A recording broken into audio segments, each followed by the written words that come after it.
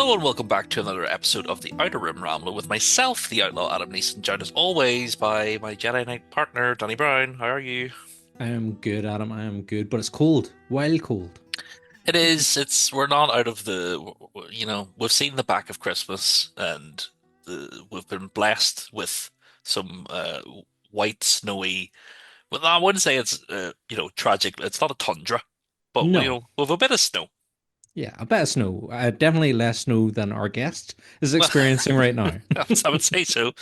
Um, we'll say that our guest is a bit of an expert in Mm, all things Star Wars. If you think we know stuff, Danny, yeah. this man has made Star Wars his bread and butter for over the last 50 years.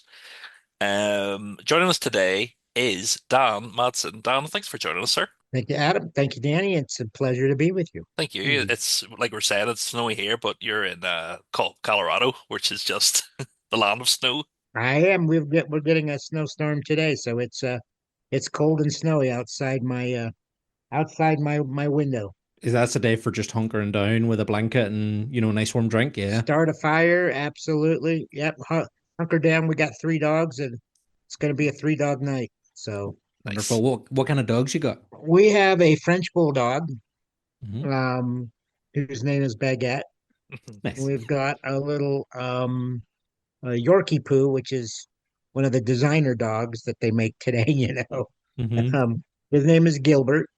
And then we have a little terrier mix that was my mom's dog, and she passed away, and we adopted her. And she's a little one-eyed terrier mix, and feisty as can be. And we call her the one-eyed wonder dog. And her name is Cricket because she has a little something wrong with her back legs, so she kind of when she runs, she hops instead of runs. Okay. But she's cute as can be, and 13 years old, and rules the house of the other dogs who are half her age. Class. Love that. I love the little personality by Yeah, the so sounds of she things. definitely Yeah. has a personality. No, Yeah. there's no question about that. Class. So that sounds like a wonderful time, just, snowed in with three dogs and just living the dream, living the dream. But Yep, Dan, that's all I'm doing. can you tell us then? So, as Adam mentioned, you have been in the world of Star Wars for the last 50 years, but could you tell us in what capacity? People may not know who you are, so could you tell us Yeah, what your involvement in Star Wars is? sure. Well, my involvement started first with Star Trek, and that's what led me into Star Wars. I was doing an official fan club for Star Trek way back when, and in about 1987, well, actually earlier than that, 1985, Lucasfilm saw what I was doing with Star Trek for Paramount Pictures. And I got a call and they said, "Hey, we've shut down our official Star Wars fan club in-house, and because at that time nobody thought that George would ever get back to making new Star Wars movies. If it was going to be way down the line. So I said, sure, I'd be interested in talking to you about that. So they flew me out to Skywalker Ranch, and I sat down and had a meeting and kind of basically came to an agreement. And in 1987, about I launched the official Lucasfilm fan club, and we jointly decided to not call it Star Wars at that point because number one, we had no idea if and when Star Wars was coming back. And the projects that Lucasfilm had going at that point were a variety of couple of TV shows and a movie, but primarily they had Willow first on the docket, and then they had Indiana Jones and the Last Crusade. And so I told him, I said, well, I'll cover those projects. And I said, my only request is that every issue, I always have something Star Wars in the newsletter. It was a newsletter at that time, a full color glossy newsletter before it became a magazine, and became titled the Star Wars Insider. At this point, it was called the Lucasfilm Fan Club magazine. But the first issue I demanded, I said, "This is the 10th anniversary of Star Wars. We got to do Star Wars." So I um, I put 3PO and R2 on the cover of the first issue. I did interviews with Mark Hamill and Anthony Daniels, and we launched it then, and then over the years, covered Willow covered Indiana Jones, and then lo and behold, glory, glory, the announcement came that George was beginning work on the prequels, and that's when we all got together and said, we're going to start wanting to cover more of Star Wars now that George is will be soon going into production on the new prequels. And that's when we decided to change it back to the official Star Wars fan club. And I came up with the name for the Star Wars Insider for the magazine. And we never looked back. It was Star Wars from that point on. And it still is. I sold the business back in 2001, and still worked as a consultant for about a year after that, and then went off to do my own thing. But I've stayed in touch with Titan, who currently has the license to do the Star Wars Insider, and it's actually, sadly, it's closing down next year. The last issue of Star Wars Insider will be out next April, I believe, or this April. I'm thinking I'm in 2025.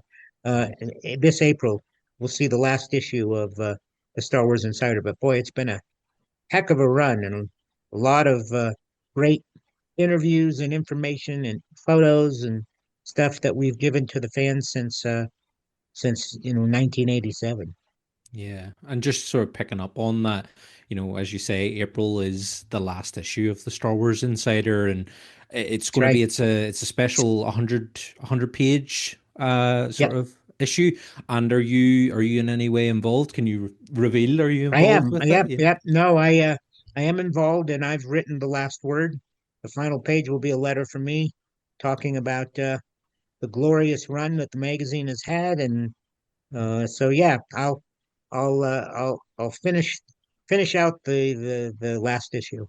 Nice, very good. And how does it feel, sort of having that legacy, starting off and getting to have the final word and everything, seeing how it sort of started, as you say, Lucasfilm liked what you were doing with Star Trek, and then you kind of got to have input and sort of contribute to this monumentous fandom that we now have. How does it feel to be a part of all that? Oh, it feels wonderful. I mean, um, the legacy is something that I'm very proud of. I was a 14-year-old kid when I first saw Star Wars. My cousin came over to my house and said, "Man, you got to see this new movie. You're going to go crazy." So he got me in his car. He was quite a bit older than me, and we drove down to the big, massive theater here that it was playing at. And just like everybody, guys, the moment that giant Star Destroyer came over my head, I was entranced and I was in love with the whole idea of Star Wars.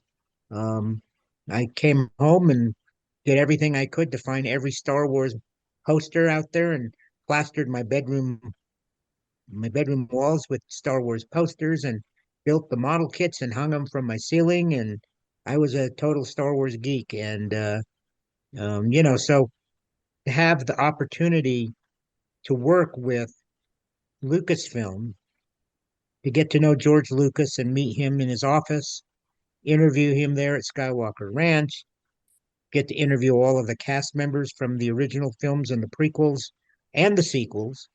Um, it was my 14-year-old self would have not believed me if I'd come back in time and said, "Hey, guess what? You're going to actually get to be involved with this whole thing." I would have never. And then add the icing on the cake to get a cameo in episode one, as Dems Dana, the Cadu handler.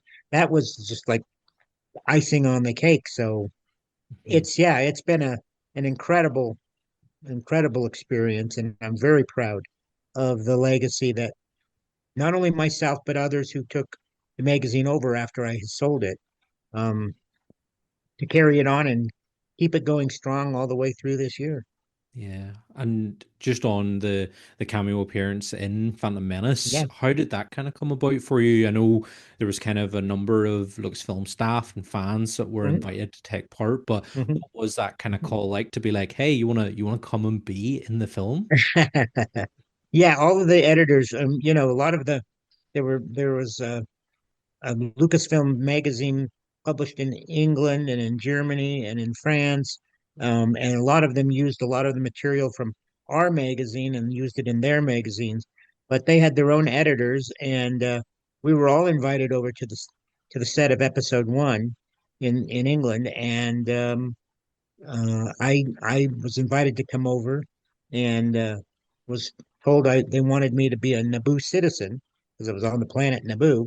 Mhm. So I came over and they measured me completely from head to toe and made me my own costume that fit me. And when I got out to the set, I was told that they wanted to give me a cameo in the movie, and I was couldn't even fathom what that meant. I had no idea. And that was an amazing experience because we had all of the extras. They're all dressed as Naboo citizens. Several of them were my friends that were editors of the other magazines. And my job was to run all the way out to the middle of the road that the parade was coming down.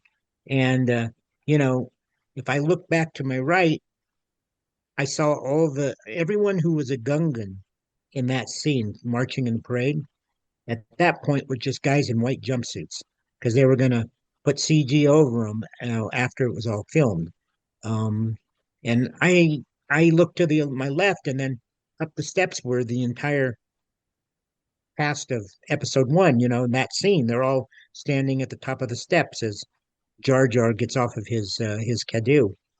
And I still very much remember George Lucas standing there, and I said, I have no idea. I said, what am I reaching for? He says, you got to reach up high, grab the reins of this beast, and well, what is it that I'm grabbing? And he said, well, it's a cross between a chicken and a dinosaur. And so I had to just visualize, a chicken dinosaur in my brain. And that's what I did. And went up and pretended I was pulling on the reins and tugging on it. And I didn't see what it looked like until I saw the movie for the very first time. And I was like, wow. And, it was amazing to be in that moment because the scene, that whole parade scene was so different in person than it was when you see it on the screen. There may be 100 extras as Naboo citizens, which they took by CG and turned into what looks like 100,000 Naboo citizens. Uh, and the buildings went up maybe 12, 14 feet. And in the movie, they go up endlessly till you can't see them in the sky. There was no confetti, no balloons, none of that. That was all added in later. And of course, the Gungans and the Cadu that I'm grabbing was all added post production. So it was like watching something completely different than what it was when I was there.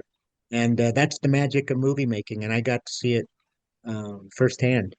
Yeah. And did the chicken dinosaur that you imagined in your head look anything like what you seen on screen? Kind of. I expected it to have more of a dinosaur head with big feathers coming out of its rear, Mhm. like a chicken. And yeah, so I mean, to be honest, it's too bad. I should have drawn at that time. Once I got off the set there, I should have drawn what I thought it was going to look like when I grabbed this thing. Yeah. But it was very close to what I imagined it to look like. Yeah. I would say it's more duck-like than chicken-like. And the final, it's Actually, more you're like a right. bill. The face looks like a duck. Yeah. Yeah. Yeah, you're right. More than a chicken. Yeah, it does. It has a bill like a duck. Yeah, yeah. But I suppose that's in keeping with the sort of aquatic Gungans and, the amphibious sort of thing. But was Ahmed Best there whenever you were doing that Hmm. sort of handling? Was he there as a point of reference for you too? Did he sort of do Hmm. the fumble fall out of the reins that we see? Was that all still sort of that action That taking that place? actual part, Ahmed was not there during the fumbling of Jar Jar getting off the canoe. But Ahmed was there, and I saw him many times while I was there for about 2 weeks. Mhm. Um, and it's interesting because I was only scheduled to be there for a week, and part of my job, in addition to getting this cameo, was I was there to interview the entire cast and crew of episode one. So I would have a library of interviews that I could pull and use in the Star Wars Insider magazine because, you know, like a lot of people, once they finished working on the movie, they went on to other things. And so it would be hard to try to track all of them down. So I got, you know, to sit down with each and every one of them and do an interview at the time so that I was a busy man during this time. And I had a library of interviews I brought home and I could pull and use whenever we wanted to feature them in the magazine. And so after the week I was there, I was planning on, you know, heading back to Colorado here. But I got a call and it said, Dan, unfortunately, we need you to stay another week because this whole scene that I filmed was outdoors. And apparently they didn't get all of the shots they needed during this time that I filmed for a couple of days. Um, and the weather had changed, and so they had to do some pickup shots from for that particular parade scene. And so they're going to have to film some additional stuff. And they needed me to stay because I was potentially going to be in some of that stuff. And they'd have to do some additional filming. So, you know, I had to stay an additional week, which was okay with me because I got to hang out on the set and interview more people and watch them film more of the scenes. And it was it wasn't a hardship on me to have to do that. So I ended up staying um, 2 weeks, and it was interesting because during that exact time was when Princess Diana was killed, Mm. and it was an interesting time to be in London because, as you can imagine, I mean, what the mood was like with the announcement that she had been killed in a car crash, and and so I was there during that whole time and during the funeral and watching the funeral come down the street. And so it was an historic time to be in London while I was filming on episode one. It was really an amazing experience that I'll remember for as long as I live. Yeah, and what an interesting kind of backdrop to have to all that going on. I think 99, well, because that would have been just before 99, was that what? 90 97, I believe it 97. was. Yeah. Yeah, so that Hmm. was the 97, and then the kind of lead Hmm. up into 99 and the release just was Yep. iconic, for all the Oh, different events that were going on at that time. But it's interesting then because for episode two and three, then they move the whole operation out to Australia, that's right. don't That's they? right. And did you ever get to go out to those sets? No, I didn't, because after that, I had essentially started moving on my own and had sold the business, and so I kind of stepped aside and did my own thing. But in '99, you know, I produced the very first Star Wars Celebration Well, we were going to convention get into here. that. Yeah, oh, well, I'll wait till then. Yeah, here in Denver, Colorado. So that's a whole nother story. On Hmm. top of running the fan club and the cameo and all Hmm. of that, that's a third story that's interesting in its own right. Yeah. Oh no. Well, don't you worry. We had that one in the bag, 100%. We're going to talk about that. But Good. I kind of wanted to ask about. So you were doing the Star Trek fan club. You've done the Star Wars fan club. You also do or did the Back to the Future fan club as well, and then the Lord of Mhm. the Rings fan club. Lord of the Rings, I did as well. I did all four of those. Yeah. And Yes. once again, just like the pattern I'd set up on Star Trek, uh, you know, I did most of the interviews. So I would travel to the sets and sit down and interview all of the cast and the crew. Lord of the Rings, I was over in New Zealand for 2 weeks and on the two towers and interviewed everybody behind the scenes and all of the cast members. And it's just, and Back to the Future the same way. And Star Trek initially I did with their films and then episode one on Star Wars. And it was yeah, it's been I've had a bit of a charmed life, I have to say. Being a fan of all these things as a little kid and then getting the chance to work and meet these people was, you know, pretty incredible. You know, I'm sitting there on the set of uh, Indiana Jones and the Last Crusade, and I'm literally interviewing Harrison Ford dressed as Indiana Jones. And Incredible. for a half second, I was like, this can't be happening. This can't be real. But it was. And there I was sitting on the set of The Last Crusade, interviewing Yeah. Harrison as Indiana Jones. It was surreal. Yeah. Did you ever accidentally call him Indiana? Because I feel like No, I would have. no, no. I was professional enough to Hmm. keep it on the level of this is Harrison Ford. So Yeah. yeah, no, never did that. Thank God. Yeah. Yeah. Imagine. I feel like Harrison would have just been like, all right. But yeah, but how did you just kind of take it back then? So Star Trek's where it started. How did you Mhm. kind of get involved in setting up the fan club for Star Trek? What was kind of involved in going from, I assume you kind of started as your own thing and then was it I picked up did. by Paramount? And then how do you Mhm. go from starting that I and becoming the man of the fandom? I set I started in 1979 when Star Trek the motion picture opened. I had been a Star Trek fan prior to that all along, and a I had never really been into Star Trek uh, when I was a kid until I got into junior high. And I've told this story before, and I'll just tell it quickly for you. Um, as a little person, sometimes kids can be kind of cruel if you're different.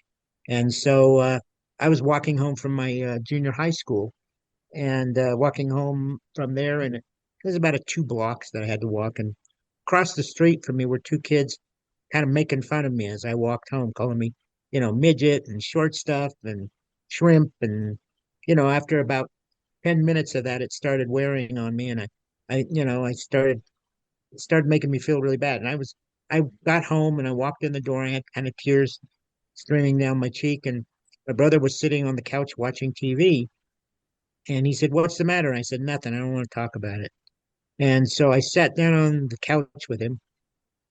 And lo and behold, what was on was an episode of the original Star Trek show. And it just happened to be, and I still think it's fate, quite frankly, that the episode that was on was an episode called Plato's Stepchildren, and it had a little person in the episode played by Michael Dunn, a great actor who's passed away way too many years ago. And it caught my attention, and I was like, "Wait, that that's a little person." Not only that, he even kind of looks like me. And so it caught my attention. I started watching it, and in this one scene, he's standing there with Captain Kirk, and he says, "What's it like where you're from?" And Captain Kirk looks at him and he says, "Alexander, where I come from, size, shape, or color makes no difference." And it was like a little light bulb went off in my head. I'm like, oh my God, what would a world like that be like? Where nobody's going to judge me because I look different, just judge me by what's on the inside. And at the end of the episode, he gets to beam up with them to the Enterprise. And of course, that was a fantasy, a dream of mine. So I became a diehard Star Trek fan from that point on. Watched the show on reruns every day. Um, and when the movie came out in 1979, I decided, well, I'm going to start a fan club for Star Trek and kind of focus more on the movie. I did, and I worked in a print shop, and I was able to kind of start making it look more professional. And I sent it to Gene Roddenberry at Paramount, the creator of Star Trek, and he really liked it. And I started having a communication with him. He'd write me and say, "Dan, great job on the latest issue," and we'd communicate with one another. And it just so happened that Paramount got a hold of one of my newsletters and said, "Who is this Dan Madsen guy?"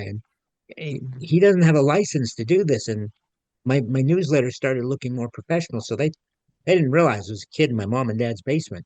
Uh, and so they contacted me and said, "Hey, you're doing this without a license." And I said, "Hey, I'm just doing this for fun. I'm not doing this as a money making profit business."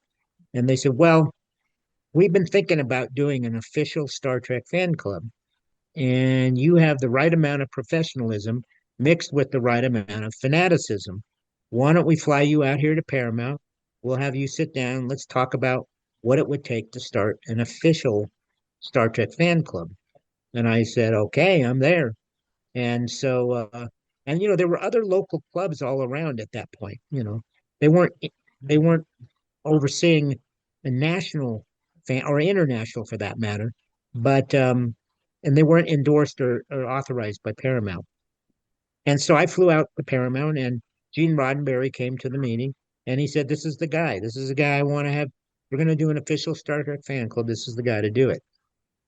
Came home weeks later, I get this huge, thick contract in the mail. I read it over as best I could and had my dad read it over, and should have had a lawyer read it over. I didn't, though, and signed it. And lo and behold, I became the official Star Trek fan club. They started supplying me with all kinds of things I needed in order to make the newsletter looking more professional and have more inside exclusive stuff. And the rest is history. It just started growing and growing. And before you know it, I'm to the point where I have to hire a couple employees because I can't handle it myself anymore. I got an office space, hired a couple people to help me work on the fan club. One thing led to another. And by the time that Lucasfilms saw what I was doing and wanted me to talk about doing their fan club, I was already up to about uh, 30 employees because we were selling merchandise as well. I had a whole catalog inserted into the center of every issue, which had all the licensed product that Paramount produced. And we started doing our own exclusive product just for the fan club. And yeah, by the time Lucasfilm came on board, and I was doing both Star Trek and Star Wars and Back to the Future at this time, as we started moving closer and closer to Episode One's time frame, I had over 100 employees, and we were in over 4,000 square feet warehouse office space, and we were putting out 500,000 copies of the Star Wars Insider. It was on bookstore shelves and grocery stores, and it went out to all the fan club members. Star Trek was less than that, about 180,000, but I mean, it was a full-time money-making business, and I was able to literally employ 100 people at that point. Yeah, that's great. And then with Lord of the Rings, then how did you find the sort of shift? Because that was kind of early days of the internet, and we start to sort of see a change in how people are consuming their media. How did you find that going into Lord of the Rings, and how did you get, again, was it sort of, did were you reached out to do the Lord of the Rings fan club? Yeah, it's interesting because during the peak of my time doing all the fan clubs, the internet hadn't really come around yet in the way it is today. So we were kind of one of the only places where you could get exclusive information, see the first photos. It was we were kind of there before the internet took off, and it I did all the product for when Lucasfilm decided the internet was growing big enough. They wanted to do a StarWars.com, and they decided they needed to do a store. I think it was shopstarwars.com. We did all the back end for them. I did all the product fulfillment. They put it up there on their official website, and orders had come to us, and we do all the fulfillment for that. Um, and in about 2000, when I decided I got an offer I couldn't refuse from uh, a company called Decipher, who used to do trading card games. They're no longer around, but they did Star Wars at one time, CCG, and they got the license to do Lord of the Rings. And so when they bought my company and I became head of their fan club division, they came to me and said, "Hey, we've got the license to do Lord of the Rings CCG trading card game. Would you be interested in doing the fan club for Lord of the Rings?" And so we contacted New Line Cinema, who was in production on the first Lord of the Rings movie, and one thing led to another, and the next thing you know, we got a contract to do that. And first movie came out; it was a huge hit. So the second movie was in production shortly after that, and they decided to send me over to New Zealand so that I could do what I'd always done on Star Wars and Star Trek, which is spend time on the set interviewing everybody, uh, cast and crew, and getting a real feel for what it was like to be on the set of the movie. And so that was when I launched Lord of the Rings with Cypher, and we actually even went after. we were going to try to do a Harry Potter fan club, and we flew over to Edinburgh, Scotland, and met with J.K. Rowling for about an hour and a half at a hotel there. And she really liked the idea of doing a fan club. And we had a whole very sharp presentation made for her. But at the end of the day, I think Warner Brothers and her couldn't quite agree on how to do it. And it just kind of slowly but surely died. And but we came very close to doing Harry Potter as well. Mm-hmm. That's Obviously, nowadays with fandoms, you have stuff like Reddit, and the comments come in thick and fast, and people can throw, sort of crazy whatever comes off the top of their head. But back in the Yes. day, it was more people actually had to think about what they were going to send in and what they wanted to say to the community. But was there ever anything you got for any of the fan clubs that when you read it, you thought this is just madness, like some sort of fan Oh that yeah. just was crazy? Oh yeah. We'd get, at that point we always had a letters from our readers section in every magazine. So anybody that was a fan or read the magazines, they would write to us and we'd pick out the best ones and print them in the magazine. But yeah, I mean, we got crazy ones, people making accusations that were just wild. And um, one woman who was convinced that William Shatner was her long lost love and was determined to get together with him. And we even had, which was really interesting, and it was in the I can't remember, it was for Star Trek or Star Wars now. The FBI contacted us and was looking for a criminal, and apparently this criminal was a huge fan of. And I'm sorry, I don't remember whether it was Star Trek or Star Wars. It might have been Star Trek, and said, "We want to see if you have him on your membership," because they were trying to track him down and they were looking for his name or any of the alias names he used to see if we had them on our membership roll, and there was an address for him. That was a curious one that we got. Didn't have any of his name or his alias names that we could find. Um, but then I got a letter, a request from at the time the U.S. President Bill Clinton from his secretary, and she wanted to place an order for Bill Clinton. He wanted to order some Star Trek boxer shorts, and so we packed them up and shipped them off to the White House. Uh, that's so we used to get all kinds of interesting, famous people. Evander Holyfield, the boxer, his kid was a huge Star Wars fan. Alice Cooper, the rock star, he came to our first Star Wars celebration. He was there wandering around with his son. Um, and we used to get all kinds of famous people who, it's funny, Star Wars really drew out the people who were grown up with it. A lot of rock bands uh, that are still around today, very famous.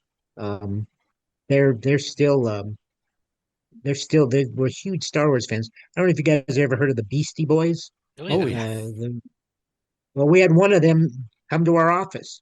He flew in town. They were appearing there, and he wanted to stop by our office and see where the fan club was produced and made. And so he came out and we gave him a tour of our whole place. And it was just one of numbers of people who were huge Star Wars fans. And it's funny how far reaching that franchise has come over the years. hmm Yeah, and then as you say, that far-reachingness has just it's around the world, but something else that you started then has also gone global, and that is you've alluded to it a couple of times already, and that's Star Wars Celebration, which you started in your hometown and is now a global phenomenon. How did that begin for you? Well, it came about. We started talking. I and my team at the fan club. We started, looking at 1999 and said, this is going to be a huge year for Star Wars. We ought to be thinking about doing a convention. And at that very same time, Steve Sansweet, who was working for Lucasfilm, called me. It was almost like, once again, fate, and said, "Hey, we've been talking about doing a convention and we think the fan club is the one who should put it on. I said, Steve, you know what? You're reading my mind. This is exactly what we were talking about. So he said, well, let's get our whole team from licensing together. You and your team, whoever you want to bring, come out and let's sit around a table and talk about how we might be able to do this. So we did. We came out, Skywalker Ranch, started talking about how we wanted to do a convention and started batting around different names and ultimately ended up with Star Wars Celebration. And I said, well, if we're going to do this, we should do it where I live because I've got almost 100 employees now that we could utilize to work the convention. Um, and it would be easier for me because that's where everything I have is there. And I know the town, I know the city, and we thought that would be the best place. And Colorado was kind of centrally located in the United States, so it would be easy for everybody to get to. And so, we looked at Chicago, we looked at LA, New York, but ultimately my choice for Denver seemed to win out. And so we all agreed and once again signed the contract to run the first Star Wars celebration convention. What a hell of a lot of work that was. I can't even begin to tell you. At the same time while we're publishing the Star Wars Insider, running the Star Wars fan club, and doing all of the merchandising for StarWars.com. And then to add on top of all of that, you know, to do the first official Star Wars convention, um, it was like we were Star Wars Central. It was like everything was centrally located straight on us. And it I hired a group of people that I was very good friends with that did a local convention in Denver. It was always well run. It had been 20 years, I think they had been doing it called StarCon. And I hired them and they had a group of volunteers that helped them. And I said, well, let's team up. You guys have already got background in doing conventions. We should work together. And they agreed and we did. And so we started putting the whole thing together. And that's when I contacted Anthony Daniels and I said, you know, I would love to have you be the MC of the whole thing. I said, you've got the talent, you've got everything that's necessary. And he loved the idea. And so he agreed to come out 2 weeks before the convention was held and actually work on developing the whole thing with me. And so I put him up in the hotel and he'd come over and we'd sit in my office and we'd go over, let's do this, let's do that. How do we get this done? How do we do that? I worked with Lucasfilm to get, I mean, there were so many things. I mean, Lynn Hale, who was the head of PR at that time, she worked together with me to send out invitations to cast members. They really wanted to focus on episode one. So most of our guests were going to be from episode one. She helped me connect up with them and put out an offer and see if they would come out for the convention. And I worked with the Lucasfilm archives to decide what actual items from the film we would bring out. One of the things we brought out that wasn't used in the movie, but it was used for the video cassette promotion was a life-size X-Wing fighter um, that was put in place. And the convention center that is here in Denver had already been booked, and we couldn't get it. So I had to scramble to say, where could we put this? And so there's an old Air Force base here in Denver, and one of the giant hangars there, they turned into an Air and Space Museum. And this Air and Space Museum had all kinds of fighter jets and NASA space station stuff on display in there already, but there was a huge open space where we could actually do the convention. And so we had Lucasfilm fly out. I toured them around it, and they said, "Yeah, I kind of like the whole idea of, reality, space and futuristic fantasy space." And so we came on that that idea, and we brought everything out, got all the archival, miniatures and models and things to put in display cases. We brought out the life-size X-wing fighter, put it on display there, which uh, is still there to this day. Lucasfilm decided to let the Wings Over the Rockies Air and Space Museum keep the X-wing fighter, and so when you go there and look at these historical fighter jets and special NASA, capsules and things. Well, there, right next to him now is a life-size X-wing fighter, and many of the cast members have come out to Denver for a variety of things and have stopped by there, including Harrison Ford, and have all autographed and signed the side of the X-wing fighter. There must be 25, 30 now signatures on the X-wing fighter, and so it's that's another little legacy that was left over from that first celebration. Um, and I think you guys may or may not have heard the story, but 2 weeks prior to the convention being held, we had the horrible Columbine high school shooting. Two kids went in with guns and opened fire and killed, I don't know, 12, 13 high school students, and then killed themselves. It was really the first of the kind of the school shootings that now unfortunately seem to happen every month, sometimes every week. Um, but it was kind of the first, and it got a lot of attention. And it made national news, of course. And Anthony and I were sitting in my office when we got a call from the head of marketing, Jim Ward, and head of licensing, uh, Howard Rothman at Lucasfilm. And they said, I'm not sure that we shouldn't cancel the convention. This horrible thing that's just happened in your city. You know, Nobody wants to celebrate. And we've got such a dark mood. And, you know, we think it might be best to cancel the event. And I said, oh my God. I said, Howard and Jim, you couldn't be more wrong. I said, if there's anything this city needs now is a shot in the arm of of hope, of light, uh, something that takes our mind off this horrible thing that's happened.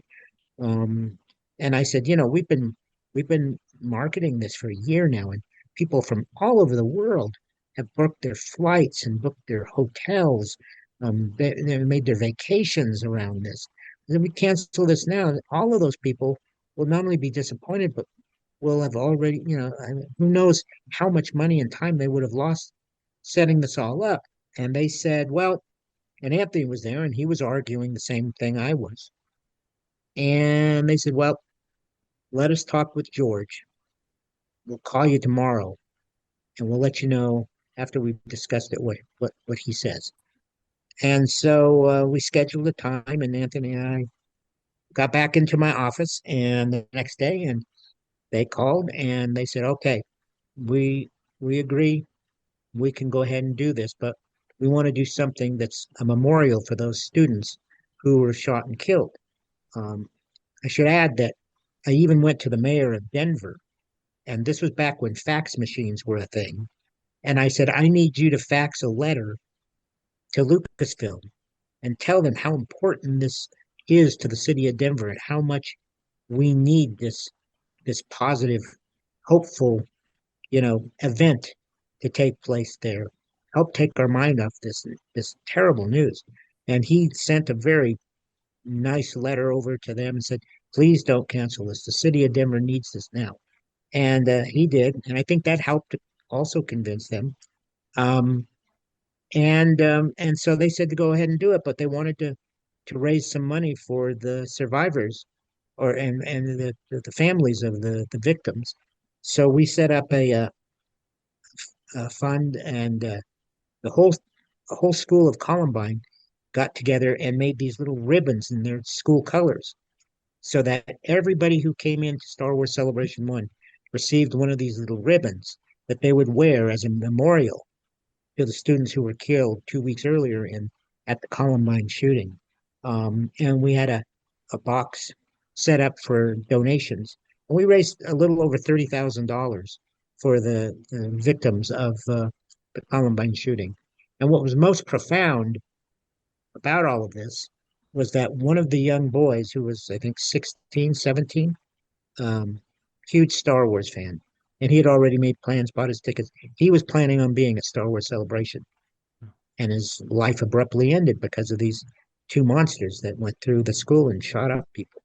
Um, so we made a we thought it was appropriate to do what we did, and at the very beginning of the Star Wars Celebration, I came out on stage and asked everybody to take a moment of silence for the victims of the Columbine shooting, and we did, and then everything started up from there, and so to add to all of that, I mean, it almost got canceled because of that. But then to add to that, we had the worst rainstorm in Denver in 100 years, and I kid you not. And because we couldn't book the convention center where everything would have been under one roof, we had to build these giant circus tent type things outside of the big hangar where we had most everything, but we didn't have room for the stages. We had, stage A and stage B. So we built these giant circus tents, who I was told these will not leak. There's no leaking in these things. They're built for any kind of weather. Well, they might have been, but not for the worst rain in 100 years in Denver, Colorado. And so it literally, the heavens just opened up, poured on us for the first 2 days. There were puddles of water inside the circus tents. And I was so discouraged. I can still remember sitting backstage and Rick McCallum came up to me and I said, "Man, Rick," I said, "I cannot believe this is happening." I said, "We never get rain. And now we've got this solid 2 days of some of the worst rain we've ever seen here in the city." He said, "Don't you worry about it." He said, "Someday people are going to look back on this, realize they survived it, and say, well, I was there at Star Wars Woodstock," because they'll realize that it was, they're kind of they got together and survived it all. Um, and that name is kind of stuck now, and people put out fanzines and things talking about Star Wars Woodstock, because of the rain and the mud and such. And I still get letters from people saying how much fun they had there. The rain was a bitch, but they still had a fun time going to Yeah. the convention and enjoyed it. And so yeah, if it's just amazing to me that the very first time that I'd ever done a convention, and then the shooting happens, which almost killed us, and then the rain happens, which almost killed us. How we survived that, I still don't know, guys. I really don't. But Yeah. we did, and now it's just a part of Star Wars history. Yeah. Could you not put a spin on the rain thing and being like, oh, it's a authentic Dagobah experience, sort of put that to it. But no, I'd seen I think it was Yeah, in yeah. the Blu-ray. There was a documentary. There was a short documentary about Celebration One, and I'd heard that story about the rain and stuff before. But again, it just adds the overall experience to the thing, and I think it gives people that sense of like, oh, we made it through the We whole thing. It survived was it all worth together. it. We were there. Yeah. Yeah, I mean, it was so different. It was the first one that was really fan run, because after that, after I'd sold my business, it went on to kind of to a convention company to put it on and organize it. And I, it had a different feel to it than all the others since then. Mhm. And I still remember what an amazing trooper Anthony Daniels was. You know, all these people who are standing on line to get into the main stage tent. We tried to put covers over, but it was pouring rain. I mean, it wasn't just a light, easy rain. This was just absolutely pouring.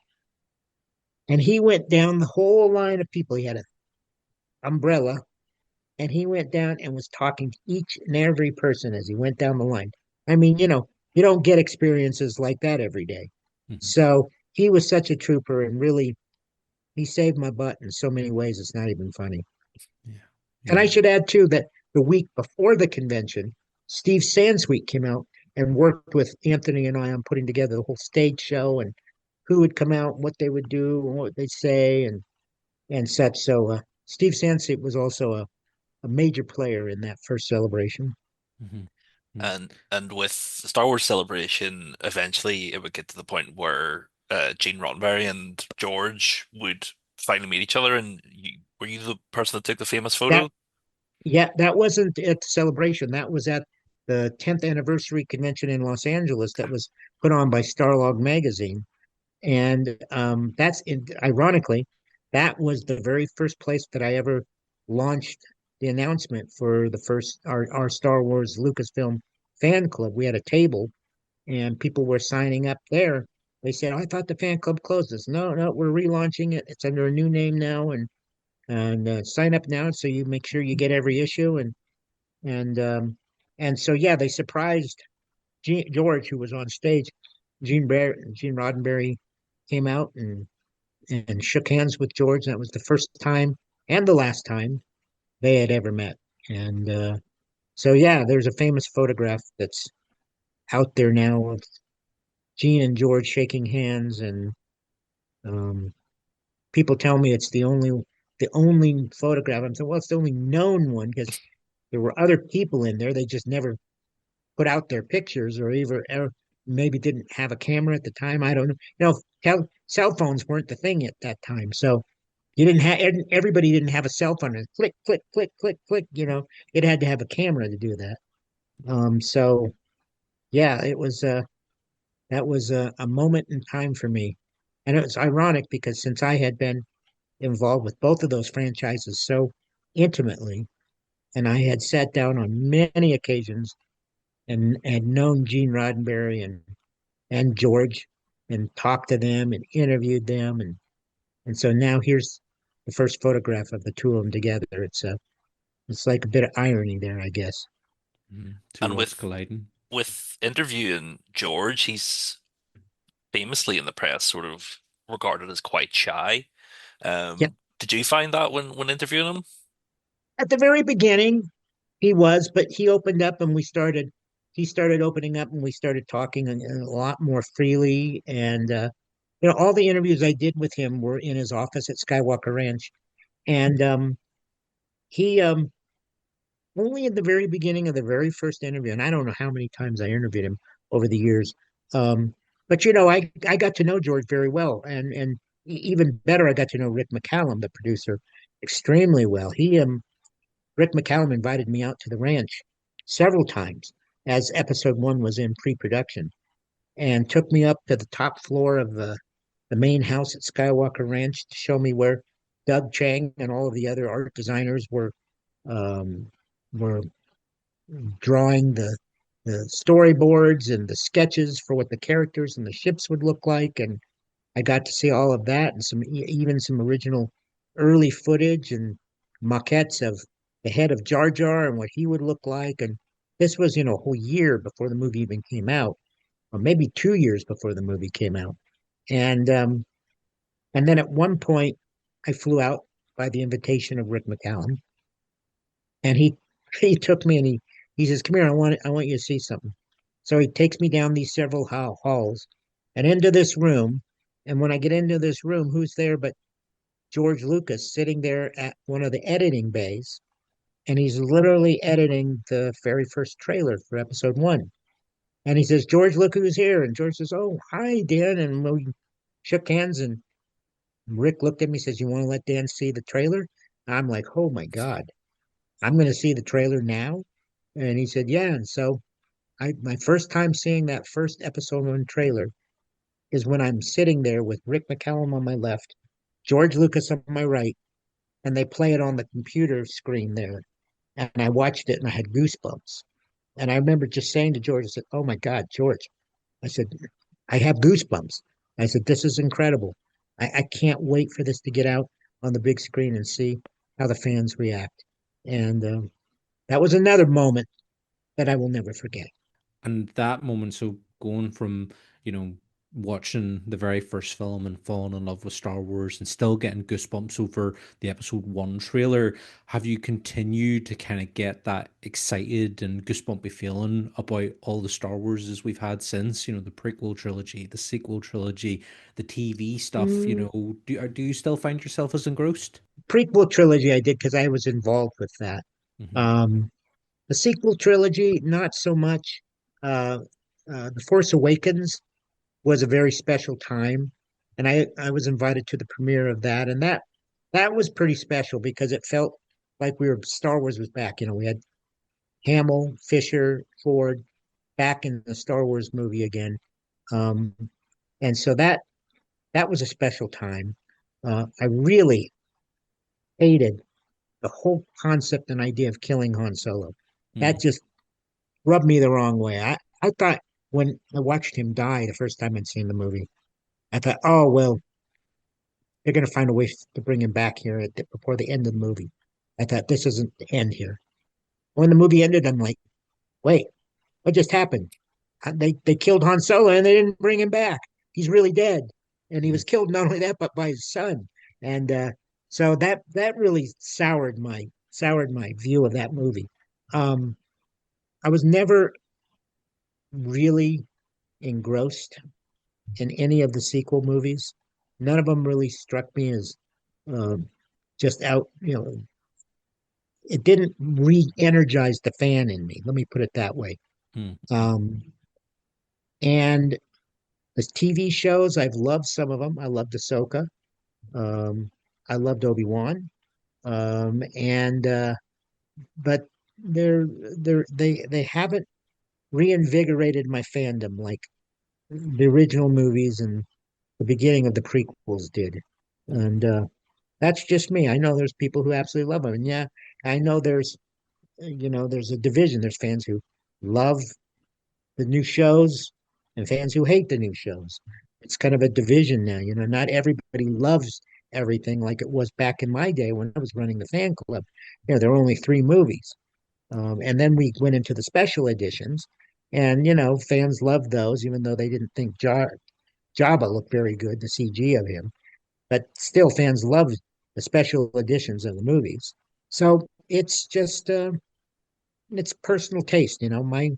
My personal taste is nostalgic. I go back to the original films, which are my favorites and will always be my favorites. There Yeah. are things about some of the new stuff that I love because it takes me back to the originals.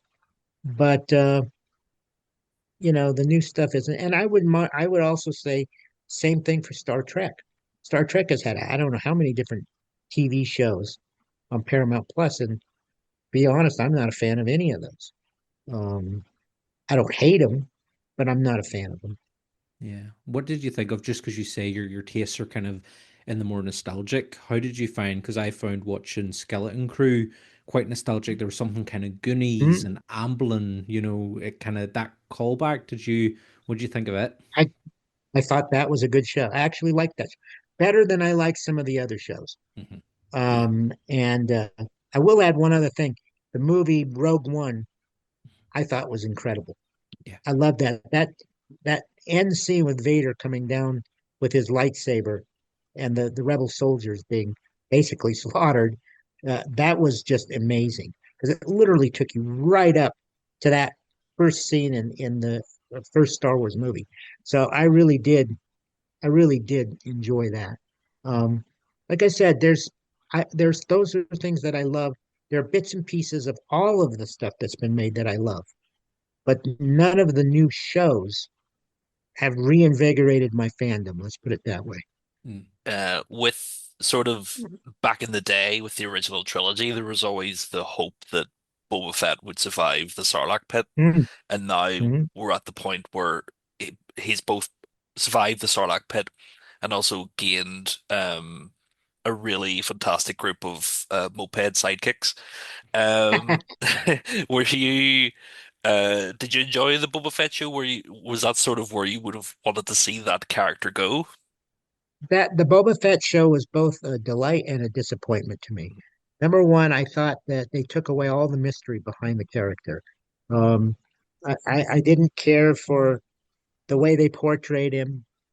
Um, he had this kind of dark, mysterious personality aspect to him in Empire and Jedi. You're just like, who is this guy? What, you never knew much about him, but he had a very sinister kind of, you could tell he was dangerous.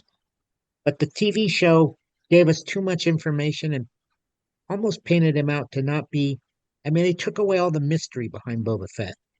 So I don't find him as dangerous now of a character after watching the show because there's too much they gave us about him, and he's not mysterious anymore. So yeah, the show disappointed me in a lot of ways. Um, Tamara Morrison did a great job in the show, but I was not a fan of Boba Fett. Um, it just didn't really do it for me. The Mandalorian, on the other hand, the first two seasons, man, that blew me away. That I will say, now I have to come back and correct myself. That show reignited my fandom. The first season, especially, I was blown away by the Mandalorian. Why, though, they're doing a new movie of the Mandalorian and Grogu when we've already kind of been there, seen that, done that on TV? I don't know if that makes a great deal of sense, but who am I to judge what Lucasfilm executives decide is right and wrong? It's not up to me. I'll go see it, of course, but I don't have the same excitement for it because, like, well, I don't already seen that. I watched The Mandalorian on TV. I've watched, him and Grogu together. Unless there's something really mind-boggling that's going to happen, I don't know how this movie is going to excite me quite like something brand new would do. And I know there's some other film projects out there that are coming up. What's the one? X-Wing Fighter? Is that Starfighter, Sean Levy, yeah. Starfighter? Hmm. Yeah, yeah, yeah. I mean, that one, as we get closer to seeing trailers and stuff for it, that might spark some interest in me. But I don't know. I'm kind of like the Mandalorian, and even the trailer for it. It's kind of like, yeah, well, I'll go see it, but I'm not sitting on the edge of my seat waiting for it. You mean the Amana Man didn't get you all excited? No? No, no. We can share with you that we recently interviewed Brendan Wayne, who Yeah, obviously is stars in The Mandalorian and does a lot of the body double work for Pedro right, Pascal. And right. we asked him, like he couldn't give away anything because of Disney and stuff, but like what makes the movie stand out compared to the TV show? And he says that the trailer just simply doesn't show anything. Oh, That thank God. Thank so God. I hope he's right. he says he's very happy with the way the first trailer came out, that it showed nothing. So could be a good sign that we're getting something special. I got my fingers crossed because I wanna go in there and be absolutely blown away by the movie. Mhm. So, I want Star Wars. I want everything that Star Wars does to be a massive hit and to just for me to love it. Mhm. That's what I want. It's just that hasn't been the case for what they've done prior to this. Mhm. Um, it's been hit and miss for me. Um, but I haven't given up. I'm still gonna go into the Mandalorian and Grogu movie with an open mind and hope that I'm blown away. And we'll see. Let's see if that happens. And everything coming after that, I hope it is. I hope it's the same way. You know, Mhm. I would say that of all the shows they've done so far on Disney Plus, there isn't any that absolutely blew me away, but there are moments in each of them that I was truly loved and reminded me of early Star Wars, and so there's something to love about every one of them, Yeah. and I do. There's things that I love about every one of the shows that they've premiered on Disney Plus. Um, so yeah, and Andor had some extremely good stuff. Mhm. And I know a lot of fans love that. And I have to say, of all the shows they've done, I think Andor ranks up there as the best Yeah. of the shows that they've done. Yeah, I think we can all agree on that one, Hmm. absolutely. If Yeah. Lucasfilm was to call tomorrow and say, Dan, we want your take on what we should do with Star Wars, what would be your ideal piece of content from Star Wars at this time? Boy, well, number one, they won't do that because there's other people that they'll call before me. But I would just say go back and watch the original movies and find what worked in those and what was magical in those. I mean, Solo was a disappointment to me. I could never quite buy that the actor that they had cast was Han Solo. But once again, there are things in that movie that I love. Um, but I don't, that's a hard question. I mean, I'd have to really put some thought into it. What could they do that would make anything they do now, whether it be TV or film, that would make a gas new Star Wars production? That's something I'd have to really consider. I mean, part of it is that they've made so much. Back in the original days, there the movies came out, what, every 2 or 3 years. And so they gave you time to build up anticipation and excitement, waiting for it. But now there's been so much Star Wars that, you know, I don't know that they'll ever be able to recapture quite that feeling from back in the days, uh, because we've seen so much now that it's no longer unique to have something new from Star Wars. It's oh yeah, it's another show. Oh, it's another movie. So I worry sometimes that they've just made a little too much and that they didn't space it out and tease us as opposed to just, it's just like your favorite food. You love your favorite food and you snarf it. But boy, you keep bringing it to you and you keep putting more on your plate, more on your plate. Finally, you say to yourself, oh, I'm full. I can't eat any more of this. And then you start feeling sick. It's like, I can't even think about it now because it makes me sick to think about it. And that's the thing. I feel like that they put out just a little too much. And there hasn't been enough time in between to have us yearn and absolutely uh, anticipate something new from Star Wars. Um, and that's why I say I really think the best time to have been a Star Wars fan was between the end of Return of the Jedi and the beginning of Episode One, because the excitement, and I know because I was at Star Wars Central during that time. Um, I was in the what do you call it? I was there, at the very core of it all at this time during that whole period of time. And the excitement and anticipation and yearning for a new Star Wars was just, I've never seen anything like it.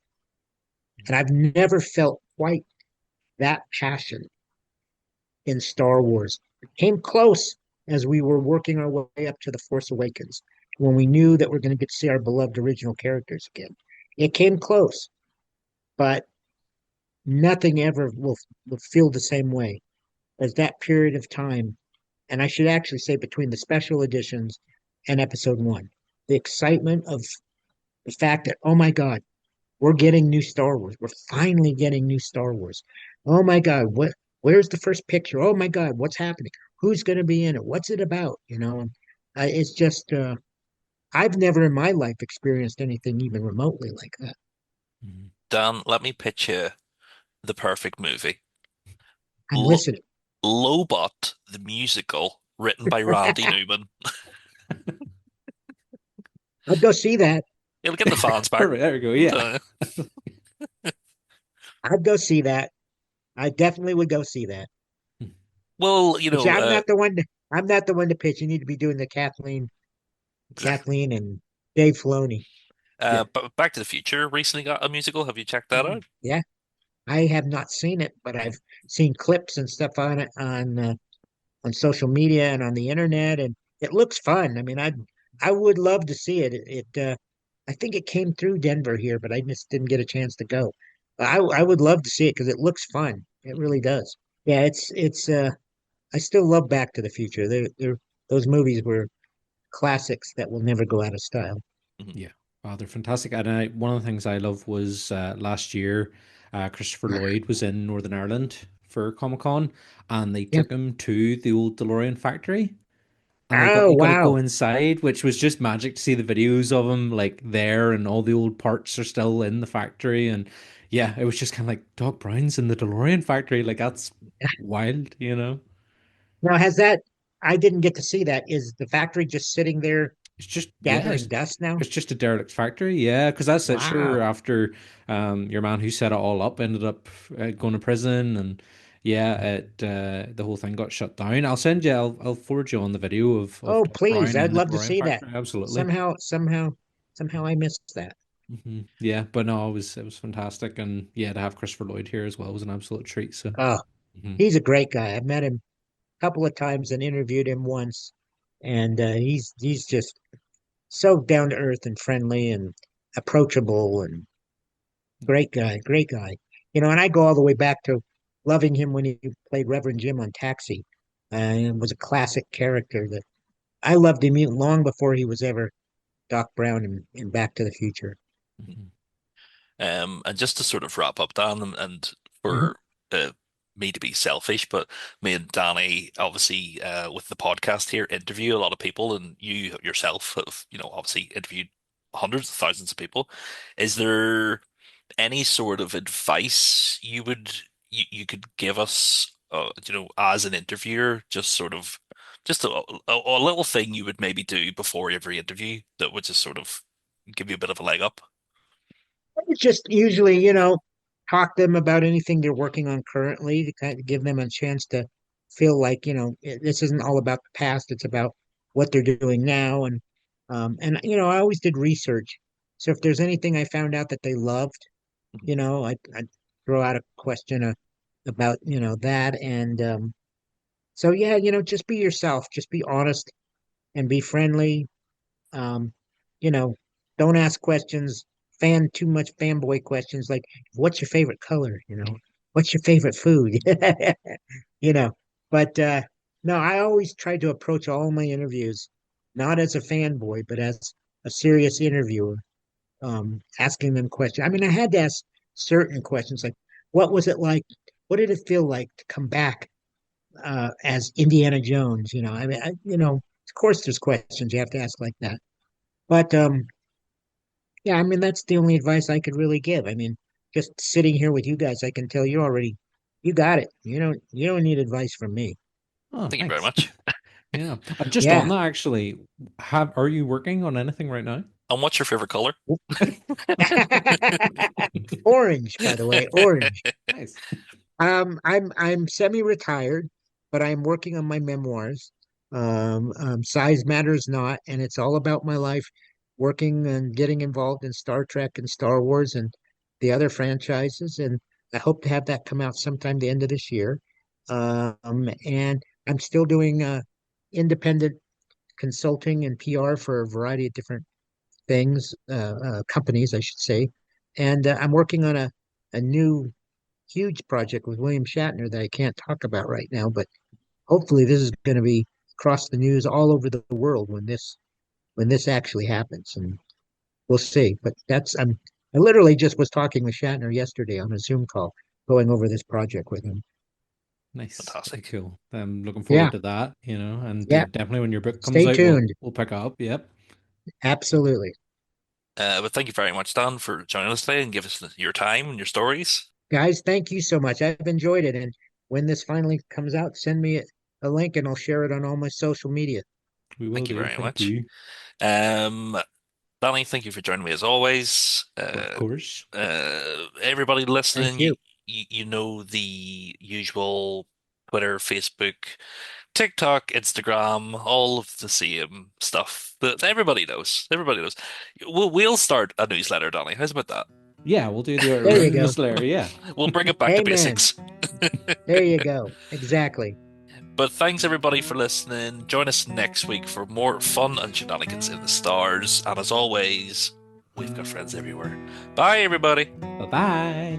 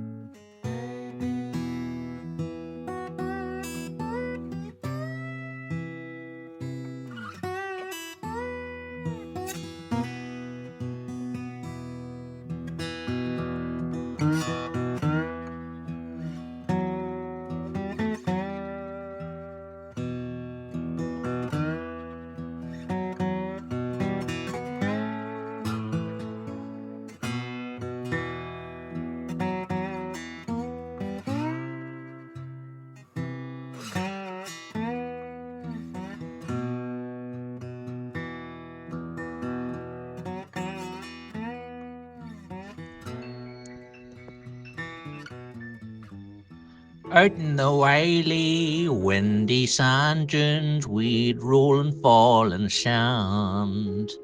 You had a temper like my jealousy, too hot, too greasy. How could you leave me when I needed to possess you? I hated you, I loved you. Bad dreams in the night. They told me I was going to lose the fight. Leave behind my wuthering hides. Obi, it's me, J3, come home. I'm so cold. Let me in through your window. Obi, it's me, it's J3. I'm out turfing. I'm cutting sod that's gonna go on the fire.